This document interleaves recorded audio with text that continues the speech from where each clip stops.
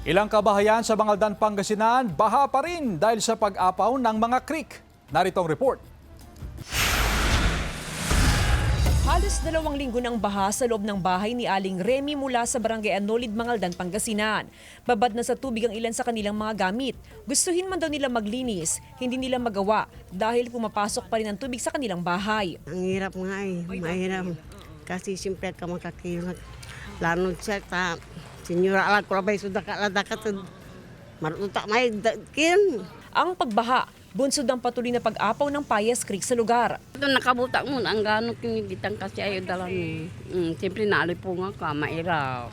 Bukod sa Barangay Anolid, umapaw na rin ang creek sa Barangay Malabago. Bunsod ito ng tuloy-tuloy na buhos ng ulan. Binaharin ang paralan na ito sa Barangay Salay. Tuloy-tuloy ang monitoring ng LGU sa mga creek at sa mga kailugan sa bayan. Titignan din ng LGU ang mga drainage canal. Sa dami ng volume ng bumabagsak na ulan, hindi na raw ito kinakaya ng mga drainage canal. Kailangan din talaga ng ating comprehensive drainage system sa buong Bangaldan and hindi naman po ito overnight na magagawa.